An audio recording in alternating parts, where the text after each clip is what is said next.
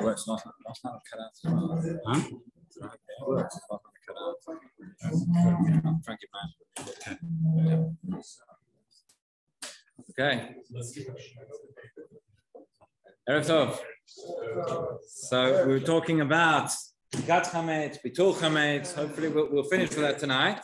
It's actually one of the reasons why it's brought in halacha 30 yom lifnei hachag, shalim et doshim be'ilchot hachag. Right, so 30 days. One of the reasons why, specifically Pesach, where the Beit Yosef writes, why do we have to start learning so early the halachot of Pesach? Because there are so many, and because by the time Pesach comes, it's too late. If you wait until just before Pesach, you start looking at the halachot of chametz, etc. It's too late. You have to get rid of it all before, and therefore, so there's a discussion: does this halachah of 30 days? Would it apply equally to Sukkot? Would it apply to Shavuot? Would it apply to the other Chagim? And there's a machloket amongst the poskim, but everybody agrees before Pesach, certainly. So we start off by now, by the end of this week, we'll know exactly how to do Bedikat Chametz, and then we can move on to the other things as well. So essentially, yesterday we spoke about the fact that there are two different mitzvot that we have, right? There's Bedikat Chametz in terms of searching, and ultimately Biur Chametz, getting rid, physically destroying, disposing of whatever chametz might be left in the house.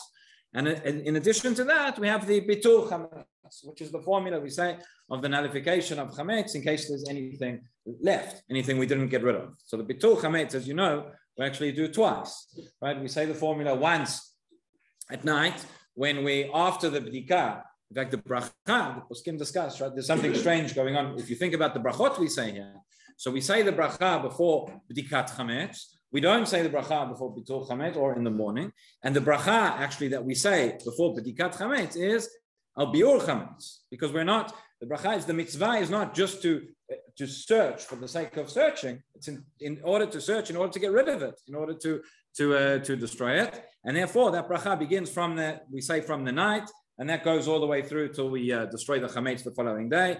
So the poskim say you should, right, once a person says the bracha, at least until you start searching, you shouldn't speak. You're allowed to speak afterwards before the next morning. And that's we're not going to say that.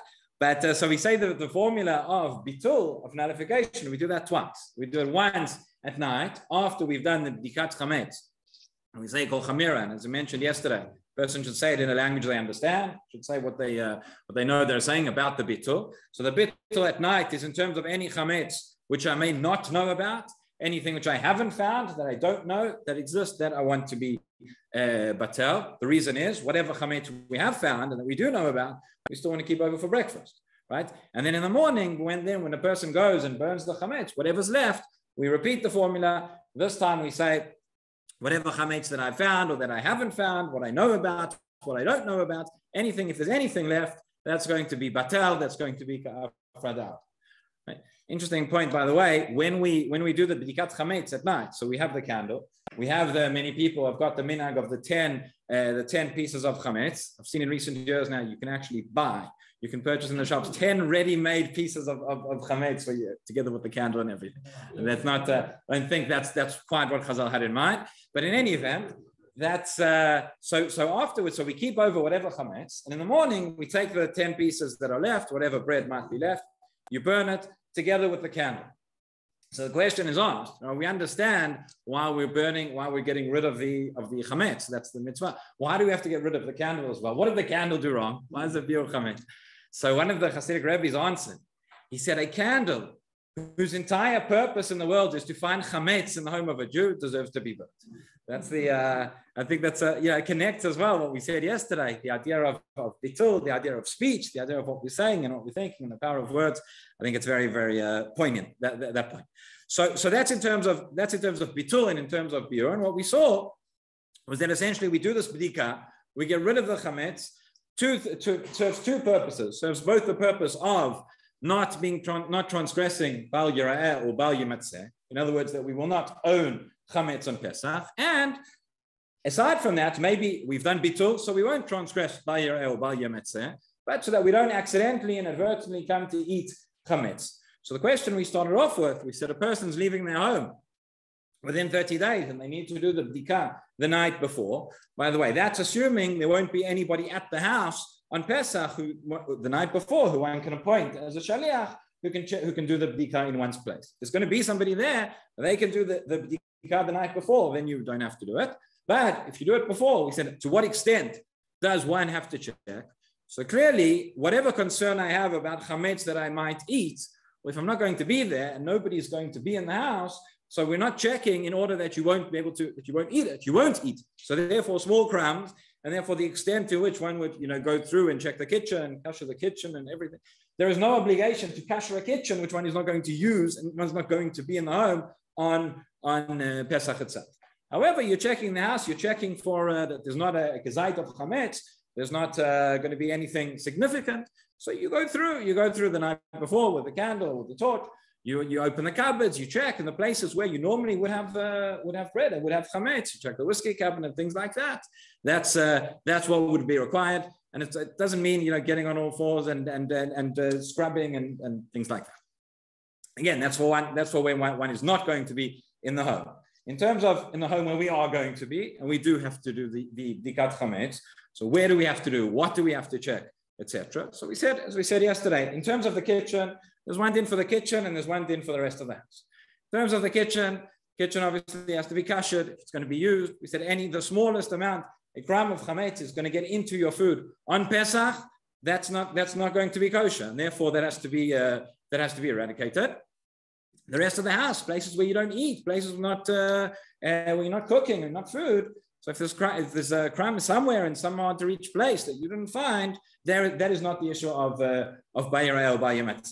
Just mention as well that you have a nullification. So Bitul B'Shishim does not apply to Chametz on Pesach. But before Pesach, before the Isur of eating Chametz kicks in, which is in the morning of Erev Pesach, at that point, Bitul B'Shishim does apply. So that's why, again, this is B'di'evet, this is not L'Katchila, etc. But that is why when some of the products, a lot of the milk products, for example, you buy milk or cheese, etc. So you see the stamp, the Hechsher says, Kashlap Erev Pesach. Already selling out? I bought milk with that option. Okay.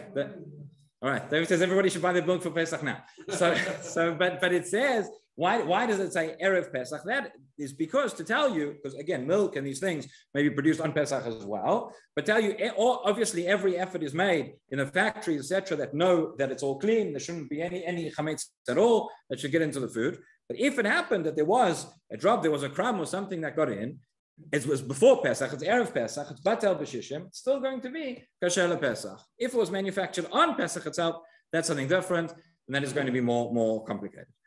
Okay, in terms of Bedikat Chametz, what happens if, question often comes up, there are places in the house, in the car, wherever it is, places that are very difficult to reach, where food has accumulated, where there is chametz, etc. To what extent, again, I'm not talking about now the kitchen. I'm not talking about the areas where are going to come into contact with food and what we're going to cook and what we're going to eat. Obviously, that has to be clean. The places which are not, the bottom of the back of a cupboard, maybe behind the couch, maybe sometimes areas inside the car, under the seat, whatever it is, places which are very, very difficult to reach. Is one required to go into there and to get rid of the chametz, etc.? So there are a couple of sugyot in the Gemara that talk about chametz in hard to reach places, which maybe can give us a bit of an indication. First of all, the Gemara in Psachim talks about in the days of the Gemara, so people didn't really have shelves in their houses. What they had, essentially, there were holes in the walls, and the holes in the walls would be used as shelves. The Gemara talks about the Bavli, the Shalmi talks about which holes in the walls a person has to check in order for Pesach. So it says ones which are very, very high or very low, which aren't accessible, then you wouldn't have to. But those holes which a person would use, and they would have food inside. Sometimes they'd have scorpions inside and things as well, which is less pleasant. But do you have to go and check? So the Gemara says, what if you have a hole which extends from your house to your neighbor's house? And then, so you put your hand inside, you're checking, you're doing your Bedikat Chametz with the candle, and you go inside, you reach as far as you can. Your neighbor on the other side, if he's Jewish, he's also doing, Gemara says, if he's non-Jewish, so then you're exempt from doing the Bedikat there at night, because you're going to be going around with a candle. He's going to think you're doing some sort of sorcery against him, and that is a danger, and therefore you'd be exempt. You do it in the daytime. But he says, but it says, so if the other person is Jewish, and he's also checking, there's an area inside in the middle where neither of you can reach. So the Gemara says over there, you check as far as you can go, as far as your hand goes. The Chametz might have rolled further. The rest you do mevatel belibo. You rely on the bittul, and that is enough. That's one sugya. There's another sugya that talks about if you have chametz tachat hamapolet, which is essentially you have a rubble and you have a chametz which is buried down in a place again where it's inaccessible. The Gemara discusses how many tvachim, etc., how far down it is, but it's inaccessible there. Again, the Gemara says you do bittul, and that is probably enough. There's another case which the Gemara brings, and there's a whole bunch of cases in the end of towards the end of the first parak of Psachim, which the Gemara doesn't actually give us an answer. It stays with tekel, meaning it's unresolved. But it says, for example, let's say you have a piece of chametz up in the roof, up on the beams of the roof. You have a kazait of chametz up there. Are you required to get a ladder and go up and climb up and get rid of it? Or alternatively, says the Gemara, if you have a pit, you go downstairs into the right. Do you have to? And you know there's some chametz down there. Do you have to go down there and check it and get rid of it? Again, the common denominator of both of these cases. These are hard to reach places. These are inaccessible. But you know there's chametz there. The difference between the two cases is that in the first case, if the chametz is up there, up on the roof, there's a concern. It might fall down. It might fall down into your food. Whereas the second case, there is not such a concern. So says the Shulchan Aruch, Siman Taf Lamed Chet, he says, Kazait chametz lamala ala korah. If you have a kazait of chametz, by the way, this is also, Mishnah Berurah says, it's a bit of a machloket, but you see that the Gemara, Shulchan Aruch, talks about kazait here. It doesn't talk about less than a kazait. And that's one of the indications that, again, less than a kazait, we're not concerned for by yareh or by yometzeh. Eating, we'd be concerned. So it says, kazait chametz lamala ala korah. You have a kazait of chametz up on the beams of the roof. Mechayvin oto lavi sulam lehorido mibnei shepe'amim nipol me'akorah. So we say, yes, you have to go, you have to get a ladder, you have to climb up, you have to get rid of it because it may fall down and you end up eating. Aval im haya chametz babol, but if it was down in a pit, ein mechayvin oto la'aloto, you are not required to go and bring it up. Rather just do bittul, and that is going to be enough. So that essentially is the principle. You see from here that there are places. Yeah, the Gemara is talking about where you know that there's chametz there, but it's in a place where it's inaccessible, where you can't reach, where there's no concern that it's going to come into your food. Obviously, if you can easily reach there and clean it, whatever, then why not? But if it's a very, very difficult place to get to, then it says it's enough to rely on the bittul. This is, of course, talking about the fact, Mishnah Berurah says, this is if it already fell there by itself inadvertently. It does not mean, before Pesach, find a place, push all your chametz to the back in the corner behind the fridge. No, you can't do that. But if it was there, right, so maybe the parallel case would be, is a person required to move the fridge? Right? You have a very, very heavy fridge, which you don't move, you don't ever move, but there might be something. You sweep behind as much as you can, what you can get, to actually go and would you be required to bring in a professional to come to move the fridge, get it out of there in case there's a few pieces of crackers or something that have fallen behind. Based on that, we would say it's enough to do the bittul, and that would be again, sweep, you wash the floor as best as you can, and do the bittul, and that would be enough. Obviously, if it's anywhere coming into contact with the food, that would not be okay.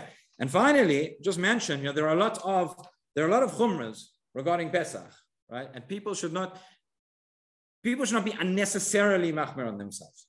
But the Shulchan Aruch says something very interesting. There's a case based on the Yerushalmi where it says that some people have the minhag to go and scrape the walls and the chairs that they might have come into contact with chametz. And listen to what the Shulchan Aruch says. He says that is not required. He says, "Nagud legarer ktalim v'kisaot shenaga b'hem chametz v'yesh lahem mamash yismochu." He says they have what to rely on. Now, normally we have the language of yesh lahem mamash yismochu is a language when somebody is doing a kula, when somebody is being lenient. Right? Here, the Shulchan Aruch says, by Pesach, we have a principle. But if somebody takes on Chumrah, okay, again, a Chumrah that makes sense, a Chumrah that has relevance, a Chumrah that's necessary.